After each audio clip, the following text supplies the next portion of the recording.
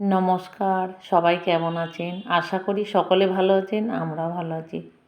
রান্না হচ্ছে হায়দ্রাবাদি চিকেন। এই রান্নাটা করছে রিমি আর রিমির গনসা, মানে আমার পুচো সোনা।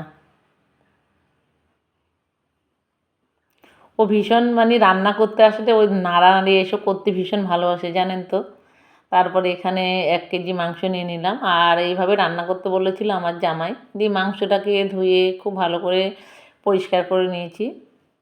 তারপরে জল ঝরিয়ে নিলাম মাংসটা। তারপরে 100 গ্রামের মতো টক দই দিয়ে দিলাম, আর মশলা দিয়ে দিলাম এখানে জিরে গুঁড়ো, ধনে গুঁড়ো, লঙ্কা গুঁড়ো, হলুদ গুঁড়ো, এগুলো সব হাফ চা চামচ করে। তারপরে স্বাদ অনুসারে নুন, আর এখানে দেওয়া হয়েছে গোলমরিচ গুঁড়ো আর গরম মশলা গুঁড়ো। আর বড় থেকে একটা টমেটো কুচি, কাঁচা লঙ্কা কুচি, আর বড় থেকে 2টো রসুনকে থেতো করে দেওয়া হয়েছে।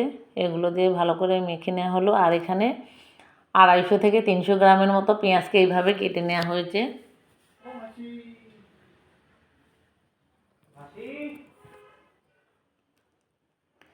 তারপরে দিয়ে দিলাম রঙের জন্য কাশ্মীরি লঙ্কার গুঁড়ো আর 2 চা চামচ আদা বাটা। এইগুলো দিয়ে খুব ভালো করে মেখে 1 ঘন্টার জন্য ঢেকে রেখে দিলাম। আর পুরো রান্নাটা করেছে রিমি আর পুচো, আমি শুধু একটুখানি সাহায্য করেছি আর ভিডিও করেছি। আর এদিকে গ্যাস অন করে বেরেস্তা ভেজে নিচ্ছে।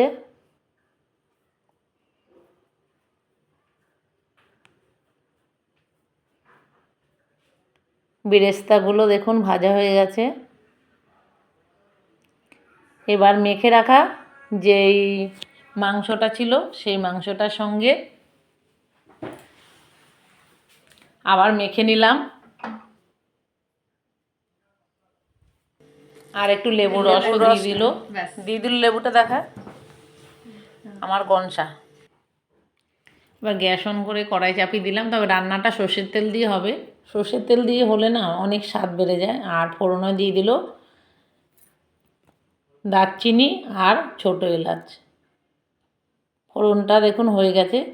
এবার মাংসগুলোকে ঢেকে দিয়ে দিল সবটা। মাংসগুলো দিয়ে এবার ভালো করে নেড়ে চেড়ে ঢেকে ঢেকে রান্না হবে। একদম 1 ঘন্টা সময় লাগবে। আর স্বাদ অনুসারে একটু স্বাদের জন্য একটু চিনি দেওয়া হয়েছে। আপনারা চিনিটা অপশনাল, চিনিটা দিলে খেতে বেশ ভালো লাগে। এইভাবে ঢেকে ঢেকে রান্নাটা হলো। দেখুন অনেকটা জল বেরিয়ে গেছে। 1 ঘন্টার বেশি সময় লেগেছে। রান্নাটা হয়ে গেছে দেখুন। এবার দিয়ে দিল একটু কাঁচা পেঁয়াজকে গোল গোল করে কেটে রেখেছিল সেইটা, আর একটু ধনেপাতা কুচি দিয়ে আবার 1 মিনিটের মতো রান্না করে নিল। দেখুন রান্নাটা হয়ে গেছে। খেতে না ভীষণ ভীষণ ভালো হয়েছিল। আর রুটি, লুচি, পরোটার সঙ্গে এই চিকেনটা খেতে খুবই ভালো হয়। আপনারা একবার এইভাবে রান্না করে খেয়ে দেখবেন। আশা করি ভীষণ ভালো লাগবে। ভালো লাগলে ফেসবুক থেকে দেখলে একটা লাইক করবেন, কমেন্ট করবেন। আর ইউটিউব থেকে দেখলে আমার ইউটিউব চ্যানেলের নাম কৃষ্ণা রান্নাঘর, আমার চ্যানেলটিকে সাবস্ক্রাইব করে নিতে পারেন। সবাই ভালো থাকবেন, সুস্থ থাকবেন। সবাইকে অনেক অনেক ধন্যবাদ। আর পুরো রান্না করেছিল রিমি আর পুচো।